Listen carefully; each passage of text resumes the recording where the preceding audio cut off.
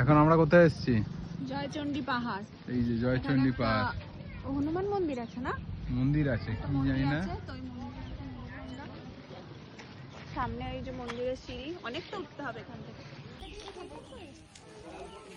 মন্দিরটা কতটা উপরে বোঝা যাচ্ছে না ঠিক। হ্যাঁ, সঙ্গীতা এসে কোমরে হাত দিয়ে দাঁড়িয়ে পড়েছে। মোটামুটি 2-250 সিঁড়ি পেরিয়ে আমরা একদম টপে পৌঁছে গেছি, যেখানে এই যে মন্দিরটা আছে। চলো। সকালের শুরুতেই বেরিয়ে পড়েছিলাম জয়চণ্ডী পাহাড়ের উদ্দেশ্যে। দূর থেকে তো পাহাড়টাকে সুন্দর লাগছিলই, কিন্তু পাহাড়ে উঠে দেখলাম এক অভূতপূর্ব দৃশ্য। আর এখান থেকে আমাদের ফিরে আসার কথা আজকে ধামসা হোটেলের দিকে। কোথায় এসছো তুমি?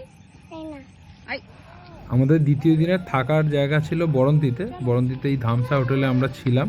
হোটেলটা খুবই সুন্দর, ভেতরে ঢুকতেই বাঁদিকে একটা জগন্নাথের মন্দির আছে। দিন ঘোরাঘুরি শেষে যখন রাতে এই হোটেলটায় ফিরলাম, তখন চারপাশটা একেবারে অন্যরকম লাগছিল। হালকা আলোয় হোটেলটা আরও সুন্দর লাগছিল। সারাদিনের ঘোরাঘুরি ক্লান্তির পর এই শান্ত রাতটা যেন আরও একটা অন্যরকম অনুভূতি হচ্ছিল। আর আমার সব থেকে পছন্দের জায়গা হলো এই সুইমিং পুল। আমি যেখানেই যাই না কেন, সুইমিং পুল থাকলে আমার আর কিচ্ছু চাই না। তো এই সব করতে করতে আমরা সন্ধ্যাবেলায় একটু স্ন্যাক্স নিয়ে নিয়েছিলাম।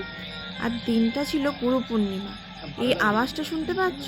কি যে অসাধারণ লাগছে বলে ব্যক্ত করা যাবে না, শুধু একটু অনুভব করতে হবে। চারিদিকে ঝিঝি পোকার আওয়াজ এই জায়গাটাকে যেন আরো এক অন্য মাত্রা দিচ্ছে। সকালবেলা জানলা খুলতেই দেখলাম এক অসাধারণ মুহূর্ত। চারিদিকে একদম মুষলধারে বৃষ্টি পড়ছে, বাইরে জল জমে গেছে।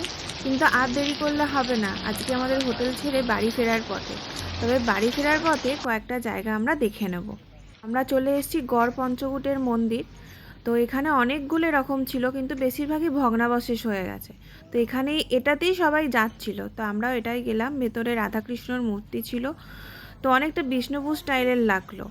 তো জানি না বিষ্ণুপুরেরটা এই স্টাইলের না এটা বিষ্ণুপুরের স্টাইলের, যাই হোক না কেন ঠাকুর তো সব জায়গাতেই সমান। ঘোরা শেষ, পুরুলিয়া ঘোরা শেষ, তো বাড়ি চলে যাচ্ছি আমরা। চলে এসেছি মোটামুটি আদ্রা স্টেশনে। আমাদের 4:20-তে ট্রেন, একটু আগেই চলে এসেছি, এখন 3:20 বাজে। তো 1 ঘন্টা ওয়েটিং রুমে থাকবো, তারপর বেরিয়ে যাব। তো দেখতে কখন যে সময় চলে গেল বোঝাই গেল না। আমাদের ট্রেনও এসে গেছে, আমরা উঠেও পড়লাম। আমাদের ট্রেন ছিল রূপসী বাংলা। এই তো আর কয়েক ঘন্টা, তারপরেই বাড়ি পৌঁছে যাব, যে যার বাড়ি। আবার পরের দিন থেকে নেক্সট কাজ। আমাদের পুরুলিয়া সিরিজের এটাই লাস্ট পার্ট। আর তোমাদের কেমন লাগলো অবশ্যই কমেন্ট করে জানিও।